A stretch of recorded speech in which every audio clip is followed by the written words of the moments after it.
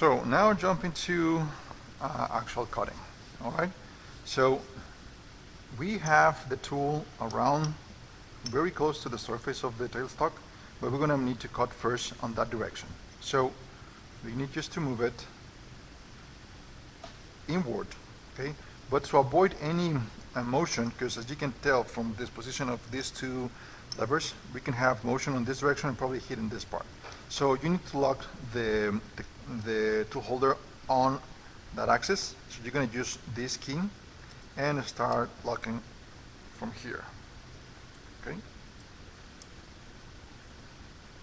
You need to do it there. Also, snug it and then tight it. How you can check that this is no longer moving, you can try to move it back and forth from here. You should be good to go. All right? Because this is going to be, we're going to cut aluminum. Just keep in mind that the chips could be very long, so just be careful with that. And initially, we're also going to go over, we're going to start the cutting with some oil for cutting. This is what we call wet cut oil, as far as I remember. You can also use the wet loop, no problem with that, or also the W40 for the purpose of this lab and also this material and this particular cutter. Okay, for other purposes, you need specialized. For instance, if you're going to use a carbide, you're going to need to use, for instance, the wet cut oil or a coolant. Okay, so for instance, let's just put some of this material over here, some of this oil over here.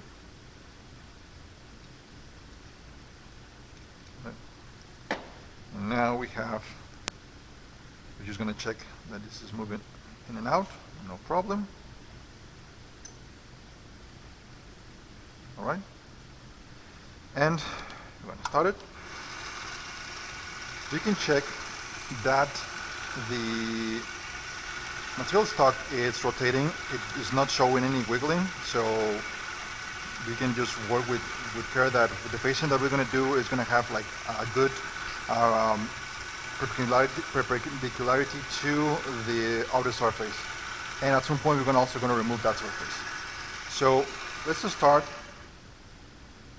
Let's crank it down. Sorry, that was my mistake. Let's crank it up to 500.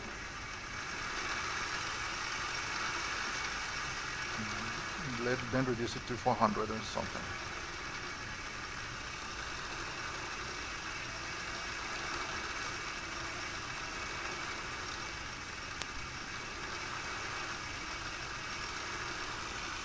Okay, so let's bring the tool in.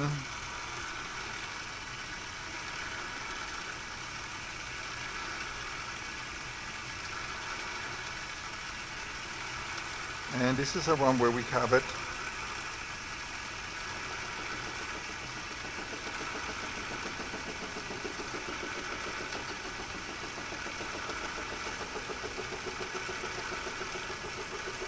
Just move it slowly. Don't worry about the speed.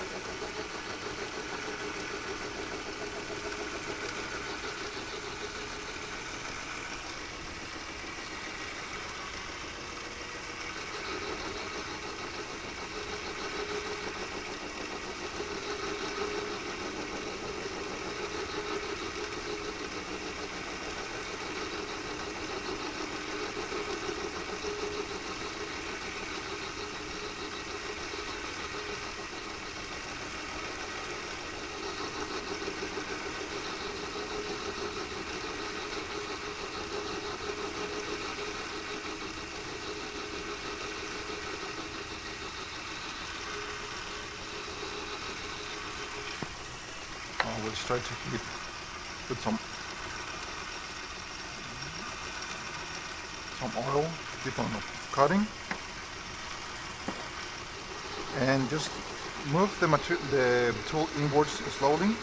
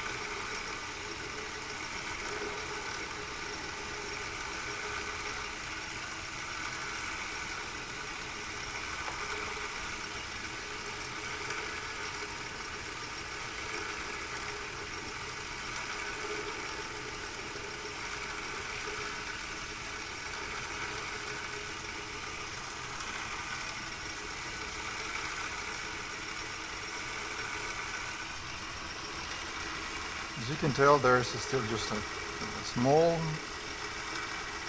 part of the material that is remaining.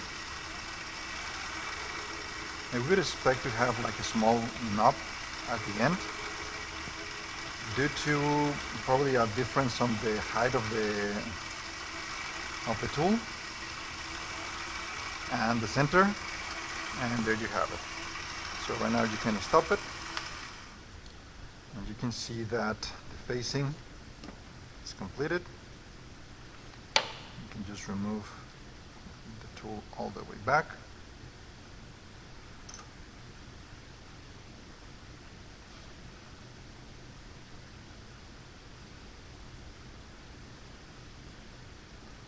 All right.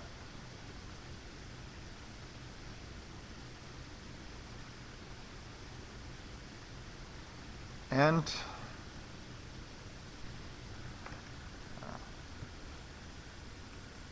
I don't think it's quite that visible here, but if you take a look to this part right here, there's just a tiny small knob of material. This is probably just like a from a thousand of difference of the position of the tips of the tool and the center, but we can work with that, no problem. So this is the facing. If you want to check the position of your face, I'm gonna try to look this closer. I'm gonna make this one again. Try to see that the material is actually just rotating, and you cannot see like any wiggling on the surface nor on the face, right? So that is the facing operation. This is also something that you're going to do in all of your labs, so just keep in mind the procedure and you're good to go.